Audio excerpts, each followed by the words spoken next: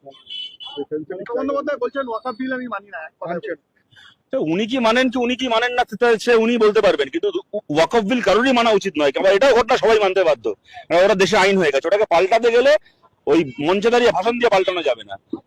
বিভিন্ন রাজ্যের মুখ্যমন্ত্রী, বিভিন্ন রাজ্যের সরকার সুপ্রিম কোর্টে এর বিরুদ্ধে মামলা করেছে। মমতা বন্দ্যোপাধ্যায় করছেন না কেন? আপনি মানেন না, আর আপনার দলের 3জন এমপি ভোট দিল না ওয়াকফে লোকসভাতে। 2জন রাজ্যসভা ইচ্ছে করে নিজের ভোট বাতিল করালো, দুজনের সিনিয়র এমপি, তারা খুব ভালো করে জানে কিভাবে ভোট দিলে ভোটটা বাতিল হয়, ভোট বাতিল করালো। আপনার দলের এমপি গুলো তারা ভোট দেবে না, আর তারপরে আপনি মঞ্চে উঠে বলবেন যে আমি মানি না, বলে লোককে বার খাইয়ে ভাঙচুর করতে পাঠিয়ে দেবেন। আপনি এই নোংরা রাজনীতি করে পশ্চিমবাংলাকে আর কত জ্বালাবেন? ওরা সেটিং কি আমি বলতে পারবো না, কিন্তু আমি এইটুকু বলতে পারি যে ওয়াকফ যেভাবে বিজেপি সরকার সংখ্যার জোরে পাশ করিয়েছে এই সংশোধনী, তা অগণতান্ত্রিক এবং এর কোনো লজিক নেই। বলছে নাকি যাতে ওয়াকফের সম্পত্তি চুরি না হয় তার জন্য আমরা নিয়ম করছি নন মুসলিম লোককেও সে বোর্ডে রাখতে হবে।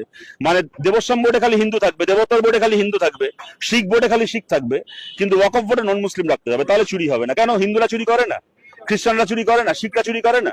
এই যে নীরব মোদী টাকা চুরি করে, ললিত মোদী টাকা চুরি করে বিদেশ চলে গেছে, তা ওরা হিন্দু নয়?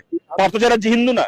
মমতা অভিষেক তারা হিন্দু না? তাদের আমলে চুরি হচ্ছে না? সুতরাং বোর্ডে হিন্দু থাকলে না মুসলমান থাকলে তাইতে চুরিটা আটকাবে কোত্থেকে? কিন্তু এইগুলো করে বিজেপি তার রাজনীতি করছে, আর মমতা বন্দ্যোপাধ্যায় এইটার বিরুদ্ধে সত্যিকারের যে অবস্থান নেওয়া, সেই অবস্থানটাকে না নিয়ে এত নোংরামি। এটা একটা রাজ্যের মুখ্যমন্ত্রী সিদ্ধান্ত নিয়ে নিজের একজন মন্ত্রীকে দিয়ে তিনি পশ্চিমবাংলায় দাঙ্গার পরিস্থিতি তৈরি করলেন, খালি নিজের চুরি থেকে নজরটাকে ঘোরাবেন বলে।